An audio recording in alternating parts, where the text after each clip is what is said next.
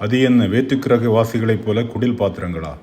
Christmas கொண்டாட்டம் பல அடையாளங்களை உள்ளடக்கியது. அதில் கத்தோலிக்க கிறிஸ்தவர்களுக்கு மிக அழகிய அடையாளம் கிறிஸ்து பிறப்பு குடில். அதனை த நேட்டிவிட்டி சீன் என்று சொல்வார்கள். இங்கு நாம் நெதர்லாந்து நாட்டில் வால்வைக் நகரில் உள்ள புனித திருமுழுக்கு யோவான் ஆலயத்தில் அமைக்கப்பட்டுள்ள குடிலை பார்க்கிறோம். நெதர்லாந்தில் பல கலாச்சார பின்னணியில் உள்ள குடில்களை பார்த்திருப்போம். ஆப்பிரிக்க குடில், சூரினாம் குடில் என்று கலாச்சார குடில்களை நாம் பார்த்திருப்போம். இவை அனைத்துமே கத்தோலிக்க திருவை எவ்வாறு நம்பிக்கை வெளிப்பாட்டில் கலைகளுக்கு முக்கியத்துவம் கொடுக்கிறது என்பதற்கான ஆதாரம்.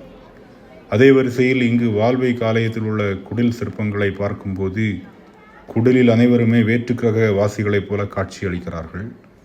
வேற்றுக்கிரக மனிதர்கள் எப்படி இருப்பார்கள் என்று நமக்கு தெரியாது. இருந்தபோதிலும் ஒரு சில திரைப்படங்களில் நாம் கண்டதை கருத்தில் கொண்டு இவர்களையும் நாம் வேற்றுக்கிரக மனிதர்கள் என்று கூறலாம். இவ்வாறு முற்றிலும் வேறுபட்ட வடிவங்களிலும் பாலன் இயேசு, தாய்மரி, சூச, இடையர்கள், ஞானிகளை காட்சிப்படுத்தலாம் என்பதை இவர்கள் மெய்ப்பித்திருக்கிறார்கள். அதுவே இக்குடில் சிற்பங்களின் கலைத்துவமாகும். நீண்ட கழுத்து, வீங்கிய தலை போன்ற தனித்துவம் அனைத்து சிற்பங்களிலும் காணப்படுகிறது.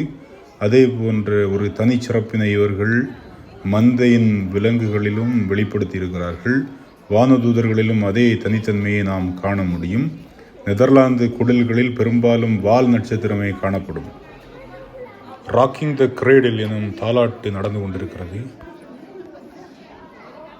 இந்த வித்தியாசமான குடில் உங்களுக்கு பிடித்திருந்தால் அதனை லைக் செய்யவும், அதுபோல இந்த வித்தியாசமான கலை வேலைப்பாடுகளை எல்லாம் விரும்பக்கூடிய நண்பர்கள் உங்களுக்கு இருந்தால் அவர்களுக்கு இதனை பகிரவும்.